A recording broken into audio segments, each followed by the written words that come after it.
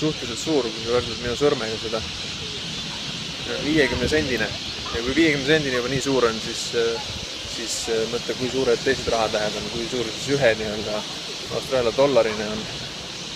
Et see on siis jah, päris suur. Ütleme nii, et Nesti pudelikorgi suurune. Ja, eks 5 taalased olid lillad, 10 sinised, ilus värviline raha. Mõned ütleks võib-olla tsukei, aga üsna ennast värviline. No siit näeb seda randa veidi paremini. Selline mu see nädal oli. Käisin ringi, nii edasi. Esmaspäev ostsin poes süüa, käisin mööda linna ringi, nagu siin näha oli. Teisipäeval tööintervjuu ja kõvasti paberimäärimist. See on muidugi hakkas juba esmaspäeva õhtul internetis pihta. Kolmapäev möödus vastutustundliku alkoholi reserveerimise õppimise all, nii ka osa neljapäevast ja reedest. Neljapäeva õhtul käisime, grillisime St. James Mitchell Parkis või midagi sellist. Siin ka pildid.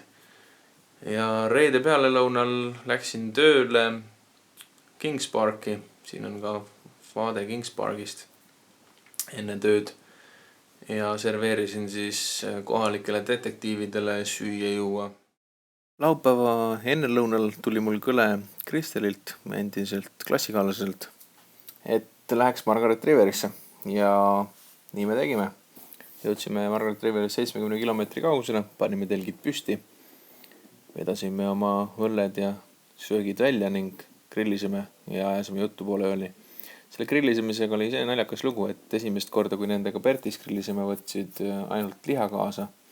Teisel korral ostsin, nagu siin näha, köögivilju samuti. Ning kui me 3. korral nädal hiljem grillisime, siis kõik ostsid köögivilju ja mitte keegi enam liha kaasa ei ostnud.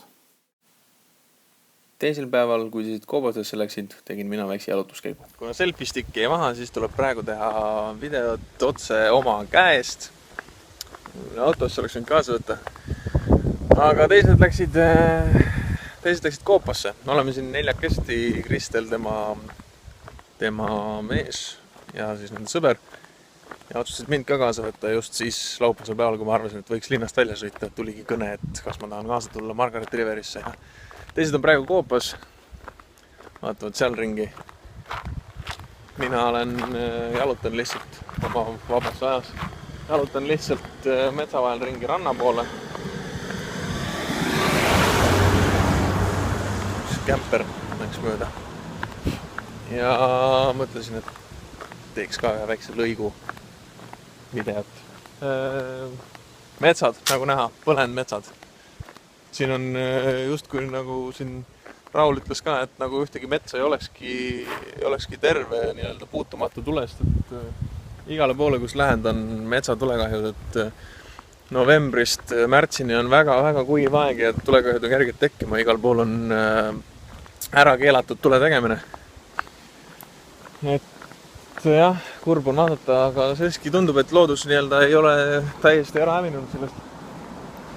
Et siiski veel toimub. Aga jah, ilm on mõnus, 22 kraadi või nii. Mere ääres varsti kohe kena tuuleõhk. Ja päike muidugi sirab, nagu näha, nägu on üle valgustatud, särab. Pruuniks ei ole veel saanud, aga jõuab veel. Näeme rannas.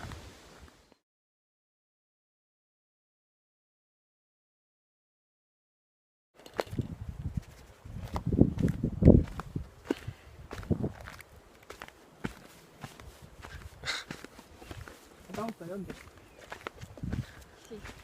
Ai, nägu jäi peale. See ei ole küll... Kas sa filmid või? Jah, see ei ole küll päris see rand, kuhu ma lubasin teid tuua, aga siiski on see midagi ranna moodi.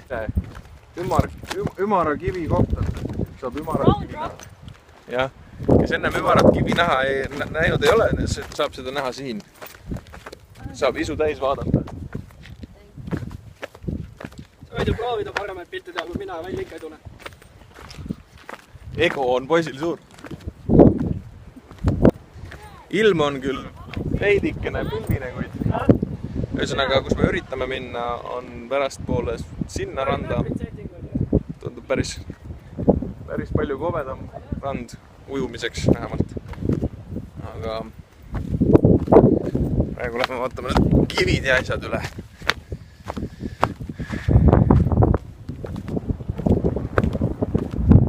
Lähtudega kõige mugavam ei ole siin ilmselt, aga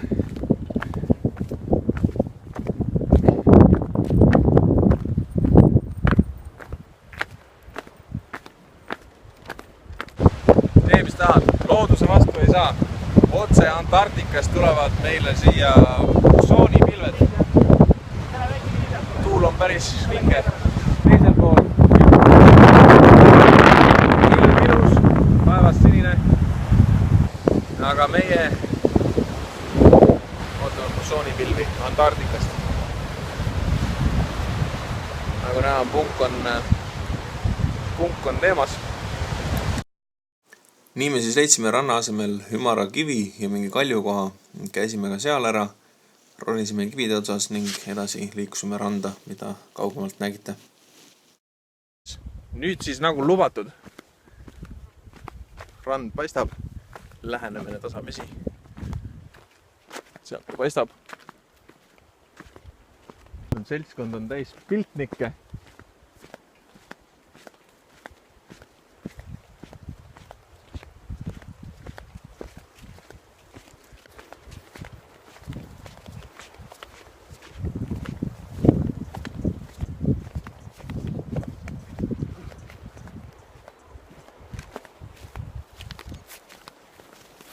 Kobe värkna.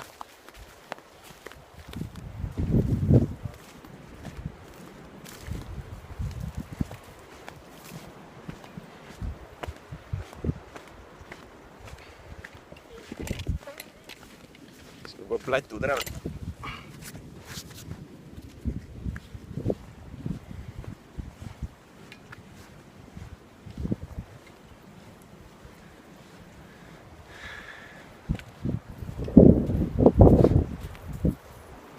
Ai, mis tükid need siin on? Krabitükid. Krabipulgad.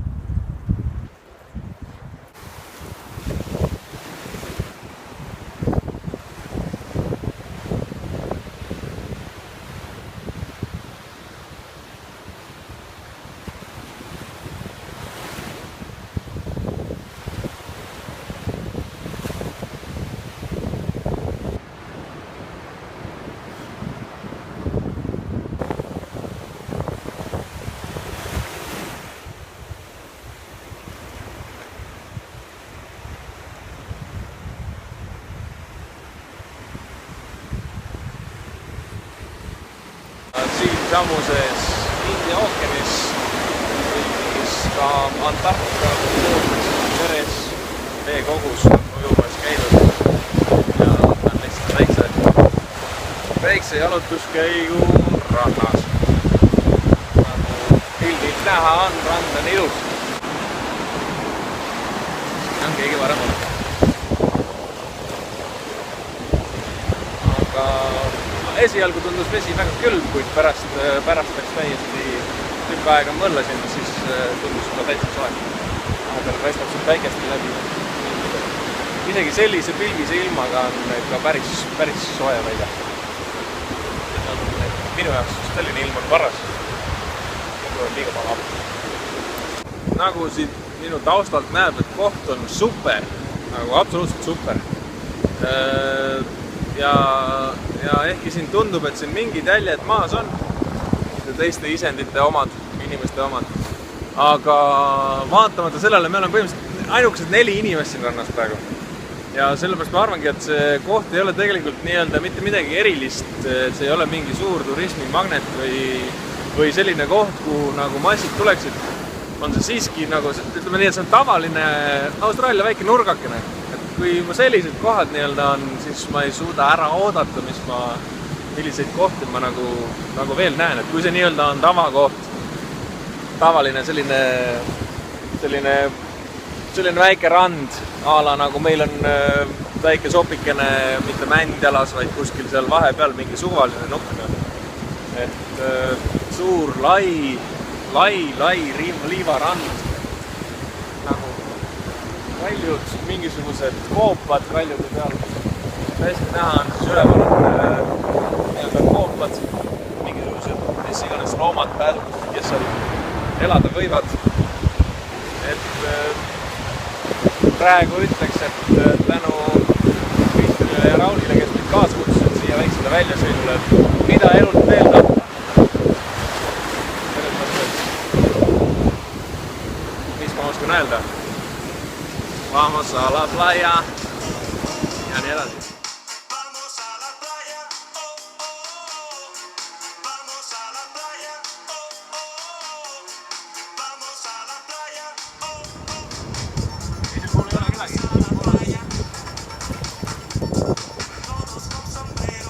Ei vaata kaamerasse, väldib kaamerat. Kätte ette vaadite läheb. Võtsid aru, mis toimub. Väike.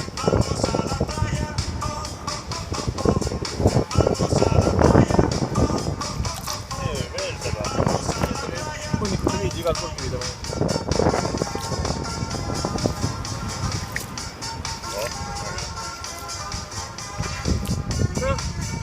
Nagu uus.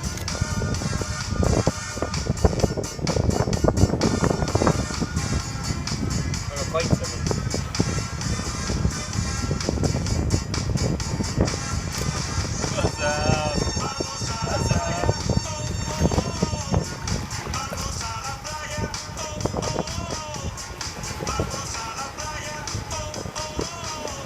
Peaks ta koju tagasi viima. Läheb ise.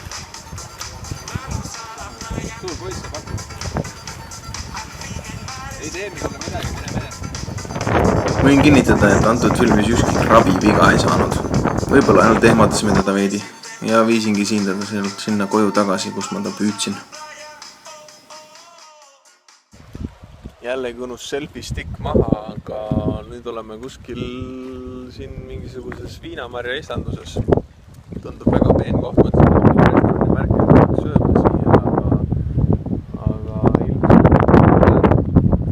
selliseid rahasid meil ei ole, mille siin süüa või veel vähem veini maista, mida me teha tahtsime. Et sõidame edasi pigem linna ja maitsmist seal ära. Et siin taustal paistab viinamarja istandused. Viinamarjad on veel väiksed rohelised pabulad alles. Neil on siin ka roosiaiad ja köögiviljaaiad.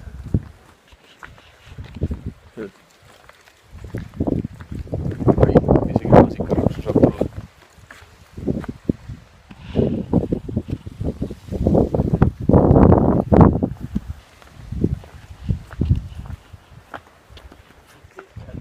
Viljaajad nagu viljaajad ikka. Aga jah. Hoolt ja vaeva see koht vajab. Sellepärast tuleb ka veinile hind ilmselt. Pole ainus kulu.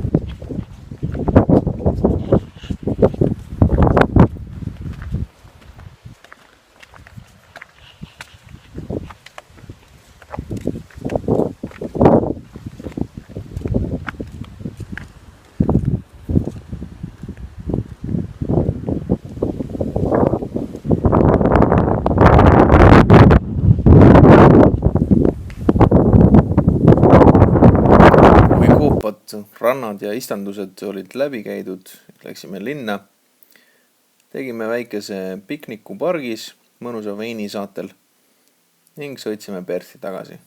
Järgmisest nädalast algas mul juba töönädal. Järgmises osas tutvun mesilastega. Sõidan bossiga maale, näpin esimest korda avokaadopuud ja saan suu hästi maguda.